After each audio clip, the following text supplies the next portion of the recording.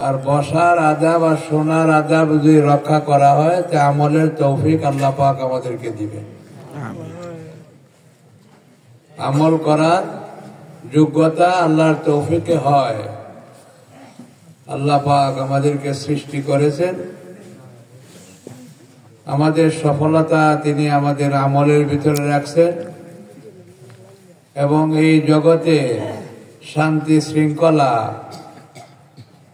সবকিছু আল্লাহ পাক তার কালামের ভিতরে রেখেছেন। আল্লাহ পাক যদি কবুল করেন তার কাছে আমরা প্রার্থনা করতে পারি। আল্লাহ পাক বান্দার হাত উঠাইলে পরে খালি হাত ফেরত দিতে কোনো লজ্জা তিনি লজ্জা বোধ করেন, তার দোয়া আল্লাহ পাক কবুল করে। তাই আমরা দোয়া করব আল্লাহ পাক যেন আমাদের সকলের নাজাতে উসিলা এবং আমলের মাধ্যমে সফলতা অর্জন করা এবং উন্নত মানের জান্নাতের ইন্তজাম করা আল্লাহ তৌফিক দান করেন। সকলেই বলেন আমিন। একটা ছোট কথা বলে ওয়াজ অনেক হয়ে গেছে, তবে ওয়াজের যে রূপরেখা সেগুলো কিন্তু ঠিক থাকে নাই। ওয়াজ হয়তো দিলে লাগে চোখে পানি আসে, যে কথা শুনলে চোখে পানি আসে না তাকে ওয়াজ বলা হয় না। ভালো করে বুঝেন, হাদিসে আসছে যে আল্লাহ রাসূল ওয়াজ করছেন, কান্নাহু মাউইজাতুম মুআদ্দিয়া, মনে হইতেছিল শেষ ওয়াজ উনি করছেন। ওয়াজ আমরা সকলেই কাঁদতেছিলাম।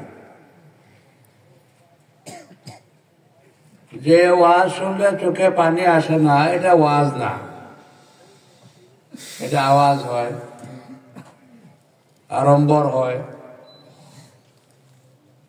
কিছু আমাদের জজবা ইমোশন। হাদিসের কোথাও এরকম নাই যে অবস্থা আমাদের দেশে ওয়াজ চলতেছে এরকম ওয়াজের কথা কোরআন হাদিসে নাই। ভালো করে বুঝেন,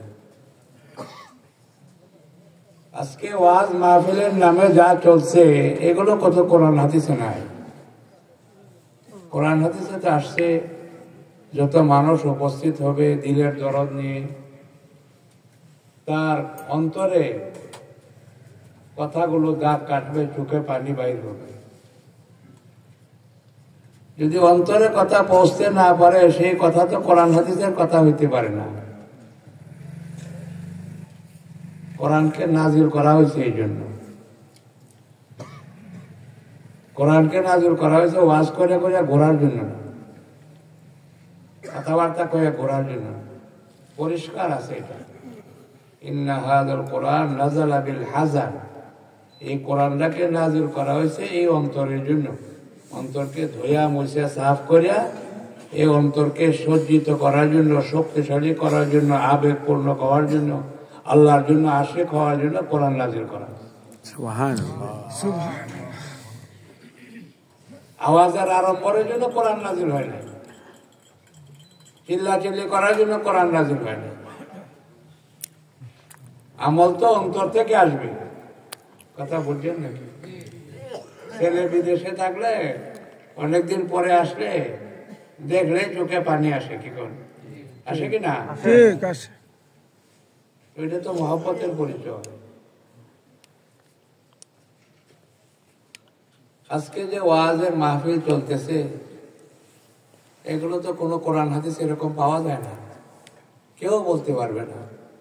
আল্লাহ যতটুকু আমরা টুকটাক কিছু কোরআন হাদিসের কথা দেখার বোঝার তৌফিক দিয়েছে। কোরআনে এটাই আসছে, হাদিসে এটাই আসছে। 7 পারার মধ্যে আয়াত আছে কোরআন শরীফ, আল্লাহ বলছে তারা যখন কোরআন শুনতো সবাই কানতে কানতে পেরেশান হয়ে যেত। নবীর উপরে যখন কোরআন নাজিল হয়েছে যারা শ্রোতারা ছিল সবাই কানতে কানতে পেরেশান হয়েছে, তাদের দিলে দাগ কাটছে, তাদের মহব্বতে চোখে পানি আসছে। কোরআনে বলছে, অন্য জায়গায় বলতেছে একজন কোরআনকে হাতে নিয়ে 3 বার বেহুশ হয়ে পড়ে গেছে। কোরআন দিলে আসর করছে, বেহুশ হয়ে গেছে 3 বার, একবার না। ইকরামা রাদিয়াল্লাহু তাআলা, এই ঘটনা আমরা ভাববেন ফাজাইলে কোরআন একটা, এই যে তাবলীগী জমাতে তালিম করা হয় ওইটার মধ্যে এগুলো বিস্তারিত বলা হয়েছে যে কোরআনের ভক্তি, কোরআনের নামে জোরে সোরে নারায়ে তাকবীর বলা, আল্লাহু আকবার বলা, এটার কথা বলা হয়েছিল দিলের থেকে।